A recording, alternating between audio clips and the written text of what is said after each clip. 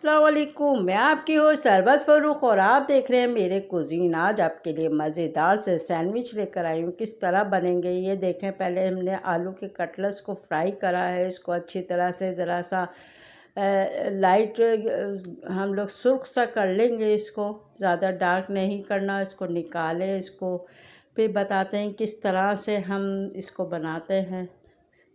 तो हमने प्लेट में इसको निकाला है। अब डबल रोटी का स्लाइस लेंगे, उसको ऊपर हम मायोनीज़ लगा देंगे। अच्छी तरह चमचे से फैला देंगे इसको, ताकि ना चारों तरफ इसके ना मायोनीज़ लग जाए।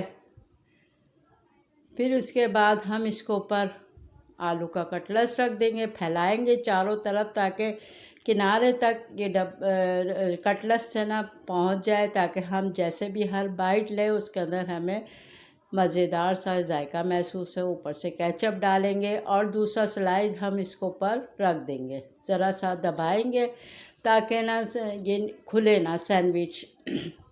फिर हम अब दूसरा तैयार कर रहे हैं। तो हमने पहले केचप लगाए, इसको ऊपर चमचे से फैलाए, फिर कटलेट्स रखा उसको ऊपर और इसको ऊपर मायोनीज़ डाल देंगे।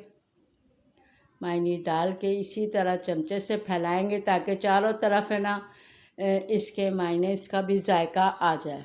तो फिर इस पे चमचे से इसको फैला के फिर हम दूसरा स्लाइस इसको ऊपर रख देंगे।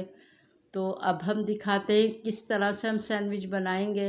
तो पहले हम सैंडविच मेकर के अंदर है ना ऑयल लगाएंगे ताकि चिपके ना, और इसको इस पे रख देंगे और ऊपर भी ऑयल लगा देंगे ताकि ऊपर से भी चिपके ना। और फिर दूसरी साइड पे भी हम इसी तरह से ऑयल लगा के और सैंडविच रख देंगे। फिर देखिएगा क्या लजीज और मज़ेदार से आप देखेंगे सैंडविच तैयार होंगे। मेरे चैनल को ज़रूर सब्सक्राइब कीजिएगा जो नहीं देखने वाले हैं, और शेयर कीजिएगा, लाइक कीजिएगा। ये देखें हमने इसको 5 मिनट के लिए बंद करा है। कितना प्यारा कलर इसके अंदर आएगा देखिएगा।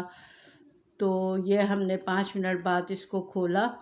देखें इसका चिमटा साथ ही होता है ये प्लास्टिक का, और इसको निकालें और नोश फरमाए टमाटो केचप से, आप चटनी से, किसी भी चीज़ से शाम की चाय के साथ बहुत मज़े के लगते हैं। मेरे चैनल को सब्सक्राइब कीजिएगा, बेल आइकन का बटन ज़रूर कीजिएगा।